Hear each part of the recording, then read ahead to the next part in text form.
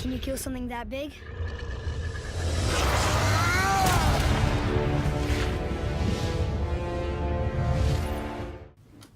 Okay, so we just got a new trailer for God of War that shows the release date as April 20th, 2018. So with that trailer, they also gave us a little bit of information in a cinematic type of way. It looks like Kratos and his son are on an adventure to fulfill his mother's last wishes, which apparently involves Atreus taking his mother's ashes to the highest mountain in the realm. It looks like they're also doubling down on the whole father-son issues and how Kratos is going to handle being a father again and how he's raising his son Atreus.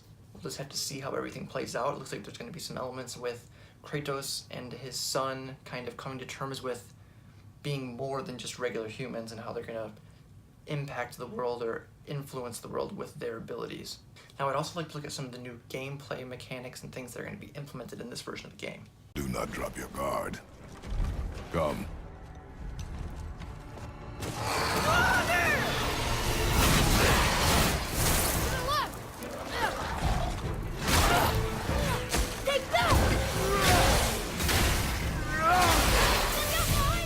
Get back!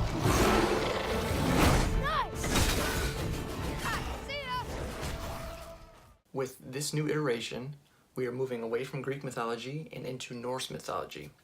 And with that, there's a lot of new changes. First of all, Kratos has a son named Atreus. He has an axe as his main weapon now, which he can throw and recall back, kind of like Thor's hammer. Also, the camera is over the shoulder. It's a completely different view, as you'll see here. And the combat, they said they wanted to reimagine everything about God of War.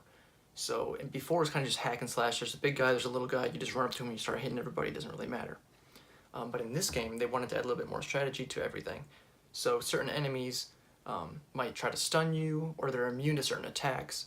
So they wanted to add a lot more variability to combat and also increase the thought process and challenge of each encounter, seeing what's in front of you and how you're going to tackle each situation. His son Atreus is there as more of a support role. He's not going to be someone you have to babysit. He'll kind of just hang back, and when you get into an encounter, he'll just start shooting arrows at people. Now, the arrows don't really do a whole lot of damage, apparently, because they want Kratos to be the one who's, you know, running the show. You're the one who's in charge. You're the one doing the most damage. He's just there as a support role. But apparently now there's also 2 meters above enemies. One is a health meter, and one is a stun meter. So one of the things that Atreus does is, with his bow and arrow, he increases the stun ability. So what he does is kind of controls how the enemies approach you in a way.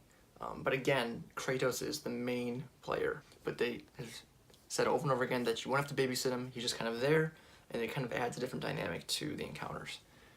Also new to the series, they have, for the Leviathan, which is his axe, they're having upgrade slots to it for the light and heavy attacks. So you have something called runes, apparently, that you can find different things around the world, I guess, and upgrade these lighter heavy attacks in different ways. And the way that the developers were talking, it sounds almost like there's skill trees to each of the slots. Another thing that they mentioned was, in the older games, by the end of the game, there was, you know, some progression upgrading, but by the end of the game, pretty much everyone was playing the same character, and they didn't want to have that. They wanted to have lots of personality and customization so you can play the way you want to play.